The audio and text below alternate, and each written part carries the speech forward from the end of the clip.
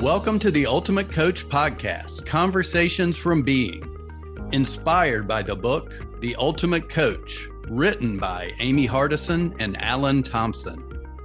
Join us each week with the intention of expanding your state of being, and your experience will be remarkable. Remember, this is a podcast about being. It is a podcast about you.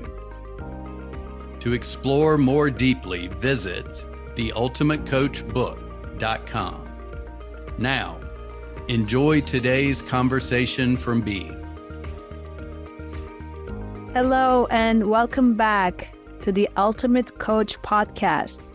I'm Ipek Williamson, one of the hosts for this show, and today I'm really excited to introduce a remarkable individual whose journey exemplifies the essence of personal growth and transformation.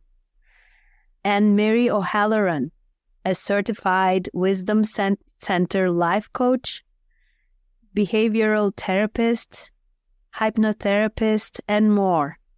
AnneMarie, welcome to the show. Thank you, Ipek. I'm very honored to be here. Thank you. Well, you are one of the bubbliest, most energy-filled, joyful members of the Ultimate Coach community that I know of, AnneMarie. Can you share the story of how you were introduced to the Ultimate Coach book by Amy Hardison and Alan D. Thompson? Let's talk about that a little bit first before getting to you joining the community. Oh, yes. And thank you so much for asking that question, because I love telling the story about it. I was actually in a very dark place in 2021, and I spent 8 months total in bed. 5 months was continuous, following the year of losing my father, the patriarch of the family, which was difficult on the family. And so in bed, I got very creative, and I even on my back in my bed for 5 months, I started writing a book. And it was about returning home to a dying parent, because all my friends this age are doing that, and stepping back into a dysfunctional family. And the past you've left behind has now become your present and your future. So this is not uncommon. I don't see myself as so unique. Others will have experienced my experiences. Judy Thurston was my writing coach. Ooh.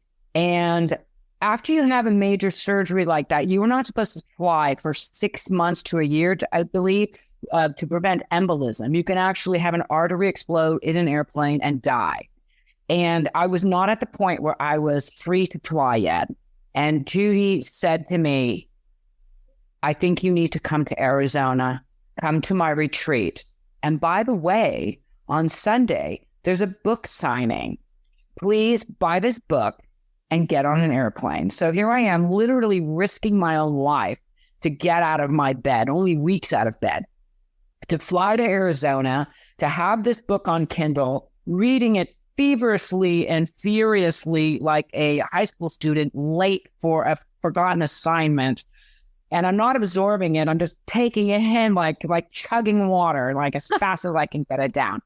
And I get to this retreat that was phenomenal. I think there was 8 or 12 women, and we all went to the event, the book signing in Arizona. And the funny thing is, Judy had just held a retreat. She didn't stay home. She didn't meditate. She didn't do breathing exercises. She was feeding us breakfast and dressing herself and running out the door. And that's how powerful she was. And being with her, we sat very close to the front. In fact, I was sitting right behind Steve and Amy, and I was class clown. And if I have a side remark and a side crack, it comes out. And so here I am chuckling, and Amy's chuckling. And then we go to the after party, and I meet Steve and Karen Rye and Gabby Puma and Sarah Adnani, Alex Dumas, all these people, not knowing who any of them are.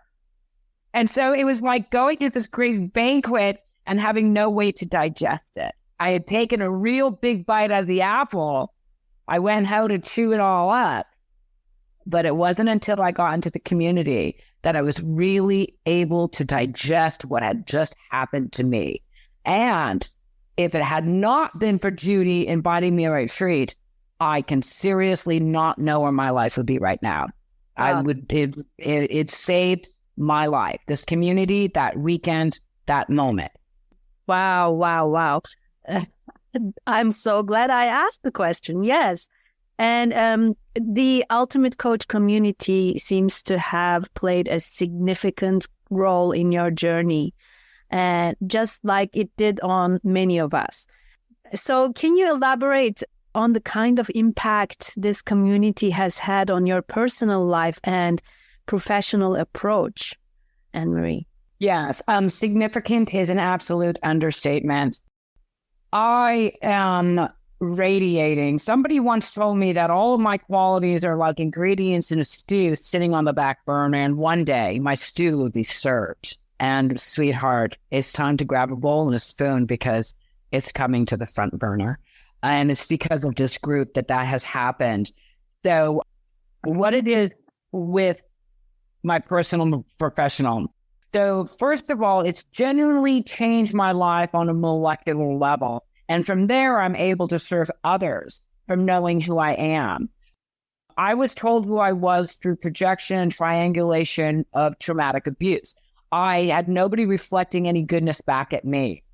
People on this site, for instance, your introduction of me, I had never seen that, as if I was looking at myself through a foggy mirror my entire life. And this group has cleared that fog, that I can undeniably accept my truth and live it truthfully and genuinely with integrity and pride and serve others from that space. So how I've actually connected with this group is through Connection Bingo. Also just reaching out and telling people I feel a nudge, let's connect. I've personally connected with over 100 people. I've personally given away over 30 books. 22 of them were in India. I personally travel to spend time face-to-face with as many TUC members as I can. For instance, my saying is everybody's taller on Zoom except Dave Borton. Okay. But Dave and Steve are about the same height, but very different stature. So I like to feel the presence of the energy. I've been to the Arizona event, didn't know much. I went to the India event. That was much more impactful. I will be going to the Birmingham event, traveling extensively through the UK. But even in Arizona, I went for my birthday. I spent a day with 3 different members. I met with Lane Nenning, who took me to a play. I had coffee with Julian Wyatt. We were philosophical, where wisdom and wit combined. And then I had dinner with Andrea Mullen. The next day I had my birthday with, Lindsay and Casey Gilman, Judy Thurston, Martha Jeffers, all these people, Simone Hollian, and then I drive all the time to go see Irene Jenkins and Judy Cutler because they live relatively close. And so I work with energy. I love to feel people's energy. So I make it a point to touch physically as many TUC people as I can. And until I come your way on the map, I encourage everybody to reach out to me, DM me, and I'll be there with you in spirit, and I'll bring my energy to you.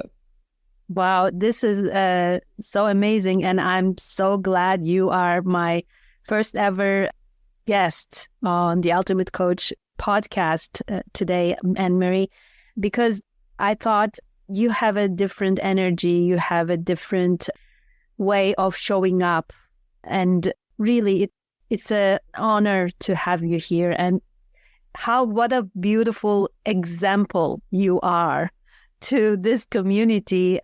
So thank you for sharing all this with us. And many listeners right now in our audience may be curious about the transformations you have witnessed since embracing the teachings of the Ultimate Coach book and engaging with the community. Could you maybe highlight a specific instance, situation where these concepts catalyzed in a change in your perspective? Or can you come up with an example of what it is like. Yes. It's as if, okay, so Steve Hardison says to look for the gold. And I lived in gold country in California. So if you look at gold and how they have to find a claim and you find a vein and you strike the mother lode, and sometimes you're panning and you only get small nuggets, and sometimes you get the mother lode. In all things, my perspective now is looking for the gold and following that vein and that thread, right? But it's about changing my perspective, and changing your perspective. It's about changing your vision and your focus, because vision and focus are nothing without the other. Vision without focus is nothing. Focus without vision is nothing.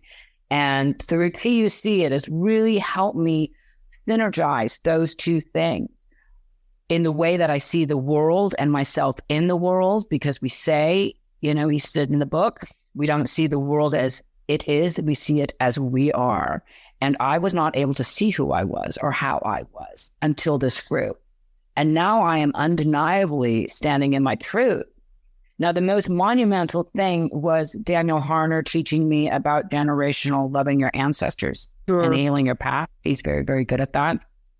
I had a major download in India, in the Lotus Temple in New Delhi. That was very transformational. I don't know if it was India or the book. It followed up with about a 10 or 15 minute conversation with Steve Hardison, who called me. I was on a taxi in the middle of the night, because he's going to call you. Doesn't care what time it is. But he was watching me, and he saw what I was becoming in India and the role that I accepted and how the Indian people saw me. And I felt like a beautiful peony, which is a beautiful unfurling flower. It just keeps coming out papery, beautiful, delicate, gracefully. And I see that in myself. I see it in everybody, taking chances and take things that are possible in others as possible in us. Wolfgang and Dave doing the whirl. Minda Pacheco selling everything to live in an attic in France. James Klein not renewing his lease. What is possible for them is possible for us. What is possible for me is possible for you. Without judgment or criticism or comparison. Where in the world have we ever felt this kind of community? That somebody's not trying to judge you on your success or not trying to give you a hand up or a foothold, right? It's just so much support in this group, like being on a tightrope, and we're going to balance, that bar can go either way, and we got it. And if we fall, there's nothing to fear. If we fall in the arms of compassion and loving non-judgment. What a place to be. Isn't that beautiful? Yes. And I know you are very active in the community too. You are in the Ultimate Coach book reading moderators team. We were together, you and I, for the season 3, and now season 4 is coming. How are you feeling about that? How do you like it? Oh, well, let's see. If you took a bath in a bathtub full of seltzer water, how would you feel? That's how I feel. Completely invigorated to my core. It's powerful conversations. It's sacred space. It's community and creative think tanking. I mean, this would be a dream job, wouldn't it? I mean, boy, how would you sign up for that? I don't know. I would love it. I would love to get an income just from doing what I do. But I know that God's not a fool, and it says on money and God we trust, and so I do. Yeah. Right? But yes, I'm very active with the community. I'm very active with the book reading. And like I said, I do the connection bingos, and it's whatever you choose. TUC offers so many things like the podcast or on LinkedIn, on Instagram. It's like going to a salad bar. You can choose whatever you want, take a bite. You don't like it, scoot it to the side, eat what really nourishes you. And it's like making an investment in yourself into a brass piggy bank. If you don't put anything in it, you're not going to hear any jingle jangle. It's the investment that you put into yourself because you are worth it. Yes. Yeah. This is where you figure out how much you are worth and how much value you have. It's right here. I mean, it's like TUC is like going into Thomas Cook Exchange Bank anywhere in the world and saying, here's what I have. What can I get for it? And they're like, oh, 2 times as much, 5 times as much. Your value here is exponential. Oh, look at that currency exchange of our spirit. Yes, absolutely. And this being in this community also impacted my relationships with my loved ones, people around me, like my close people. So how did you see that in your relationships with your own personal community? Well, first of all, if we are all born whole and complete with nothing to fix or change, we need to look at everybody in the world like that. Yeah. My cousin once also told me that God doesn't love us like we are the last ones on earth. He loves us like we're the only one here. So we also need to love everybody like that they're also the only one here. No, I love that. I also live by the premise that God has more faith in me than I have in him, and he's really good with that. So it's very, very easy for me to be forgiving upon myself. Yeah. So there's a lot of little analogies and, sayings I get to incorporate this into my life. And can you please repeat the question, Ipek? How did being a part of this community and this much love and compassion impacted your relationship with your loved ones around you? Love is all there is, like the Beatles say, like everybody on the says. And so I see them with that. I see them however I have to see them. If it's a difficult relationship, I might see them as if they've just been diagnosed with a terminal illness, and every moment they have with them is precious.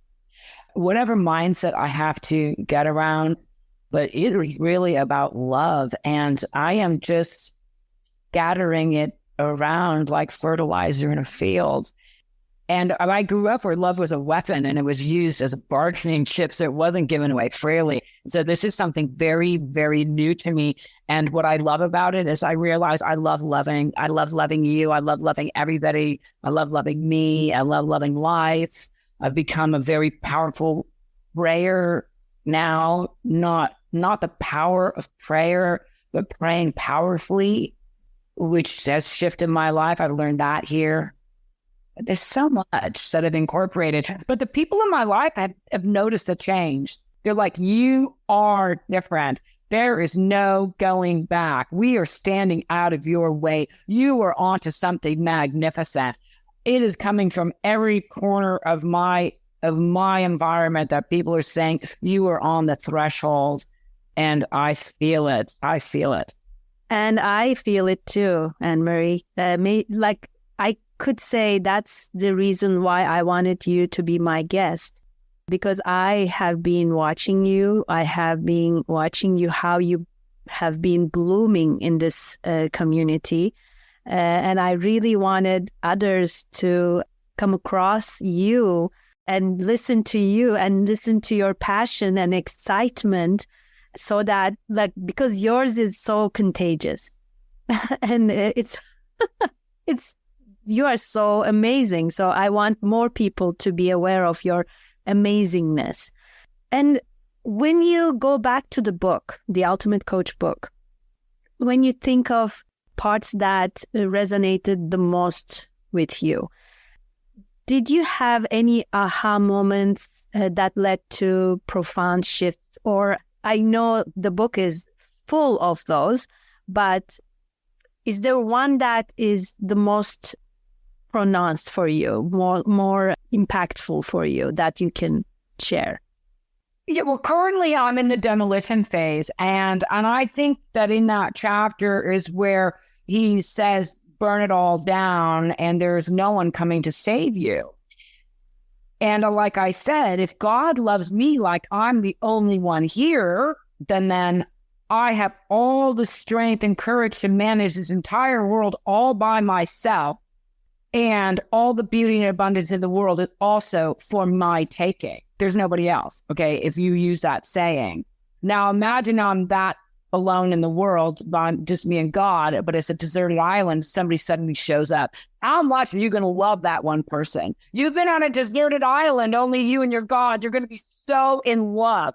Like, hi, I love you. Come see my island, right?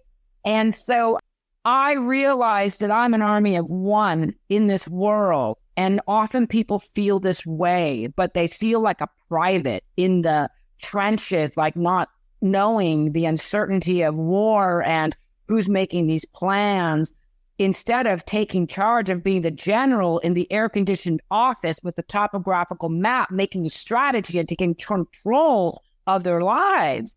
So if war is a battlefield, or even the song Love is a Battlefield, what is your strategy? What's your vision? How can you be like, I'm very much like Gandhi, like how he's able to be steadfast in his beliefs without wishing any ill will on his oppressors. And so that's how I like to try to be. But so I'm coming at life with the mindset of a general now, and that I'm in control, and this is my army. It's just me and God. He's my general, right? He's my commanding officer here. And I've got it all under control. Beautiful. I don't create it, I dispel it. Because that's another thing I also tell people is faith and doubt cannot coexist. And so you must have one over the other. One will negate the other. My daughter was an international snowboarding champion who did not know how to snowboard when she began. Wow. And I would tell her that, your mountain is like a wave, like a surfer. It doesn't matter. Every wave, every mountain is yours. And if you have one drop of doubt and you're an Olympic athlete, one drop of doubt, you've lost any one of 3 medals, sister. You can come in 5th, 7th, but you are not taking on the gold, bronze, or silver. That's it. And so I like to sit in the faith as much as possible.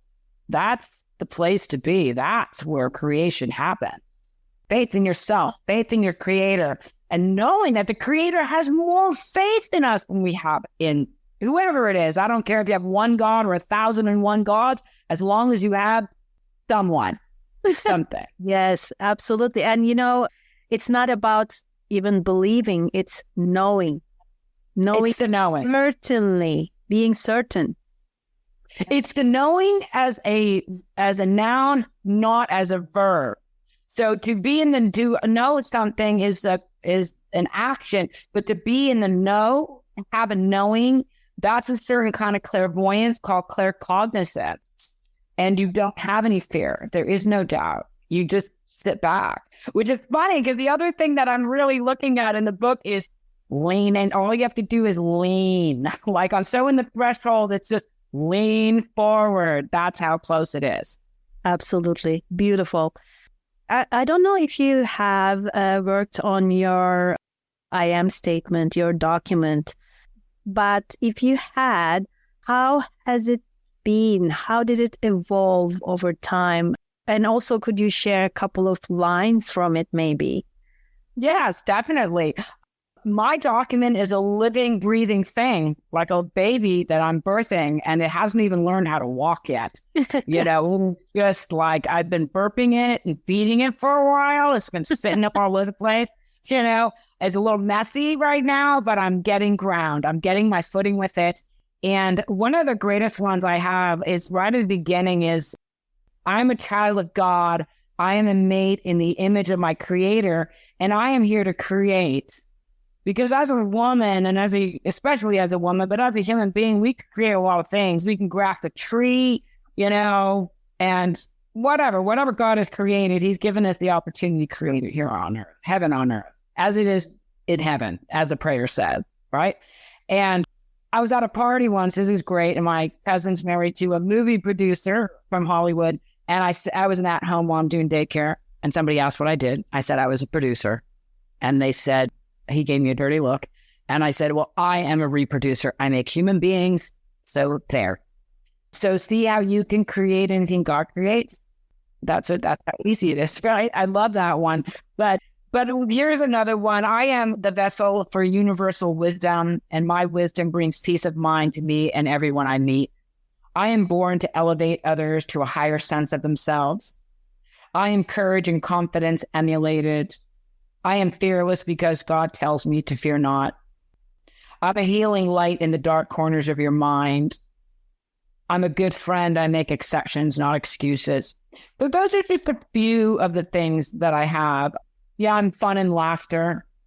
And when I went to India, I went to Gandhi's home, and in his bedroom said, "My life is my message." And so no matter how beautiful and shiny or dull and troubled your life is, whatever we've been served, it's a message. It's what you're going to make of it. Wow. It's what you make of that. Mm-hmm.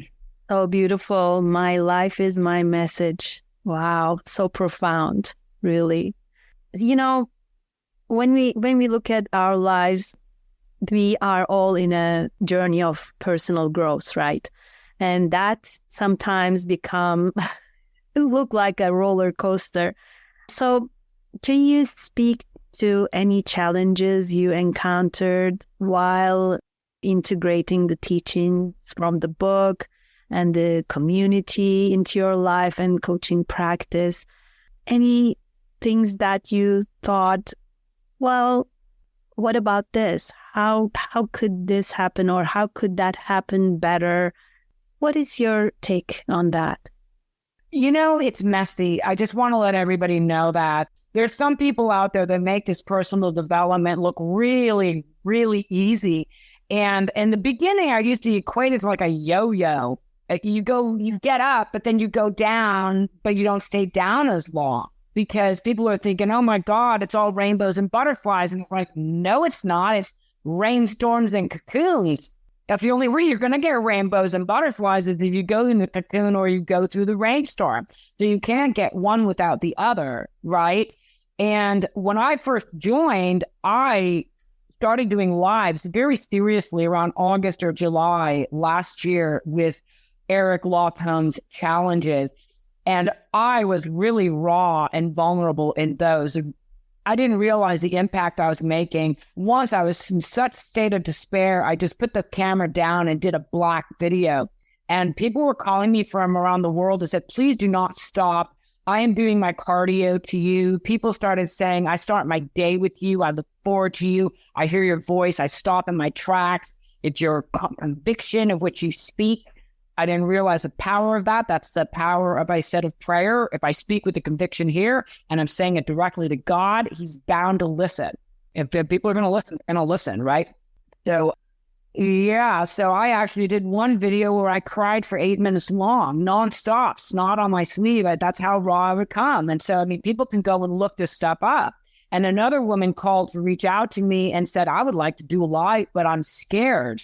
And I wrote, if you are scared, call me because I am fearless. And as soon as that word came onto the screen, I realized I was a hypocrite, because if I was fearless, I would be doing stand-up comedy.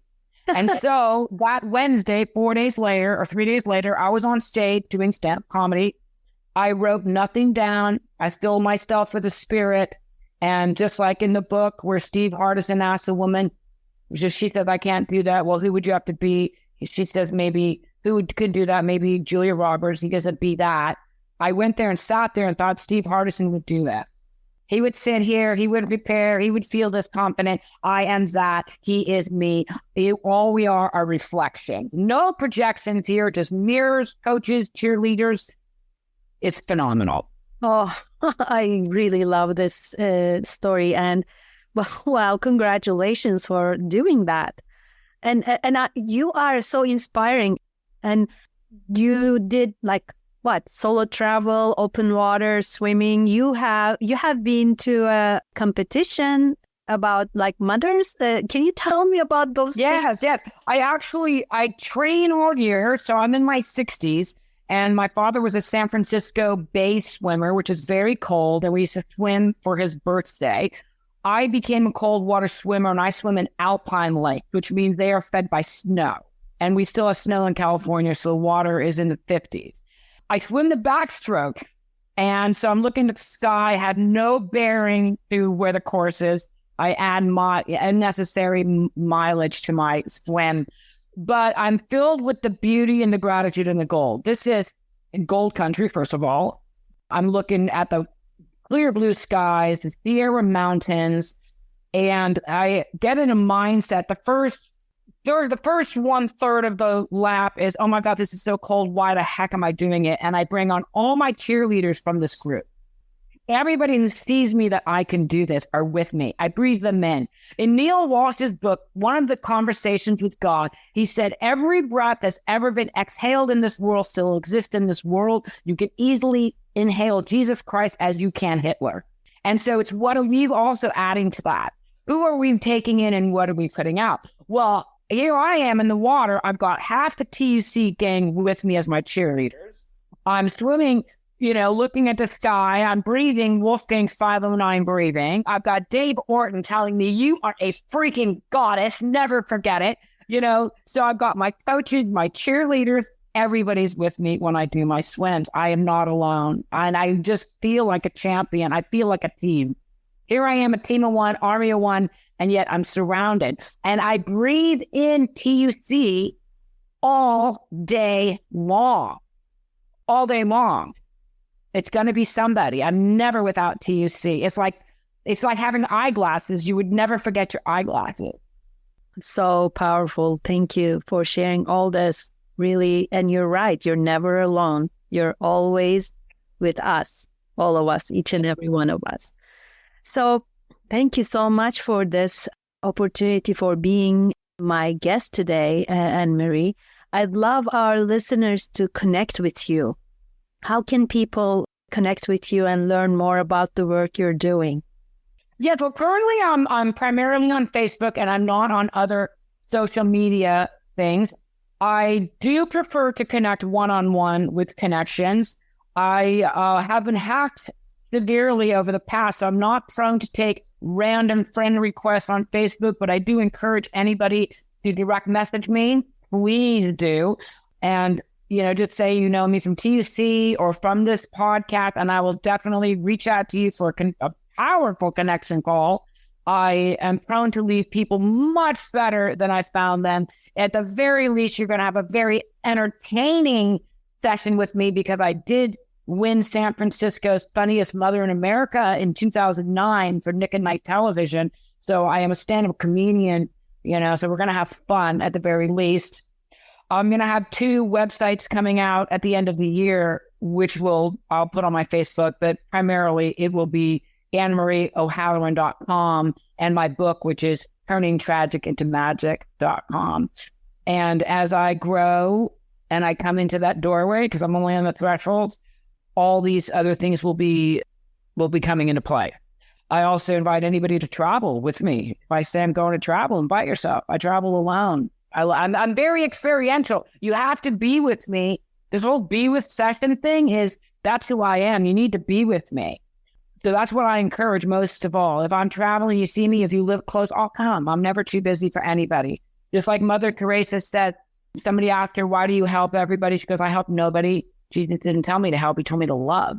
I just love everybody. She loves everybody. I don't choose anybody to love. I just love everybody. And I make myself very available to everybody because when I started this group, I was in deep state of despair and darkness. And it was through the light that other people's held for me, like candles. We are like candles on a birthday cake, and this world is our birthday cake. And when you go to Birmingham or India or another event, or even on anniversary or a 300 people Zoom or something like that, it's like putting all the candles together in the middle of and the heavens can seem to shine because that's how bright we are.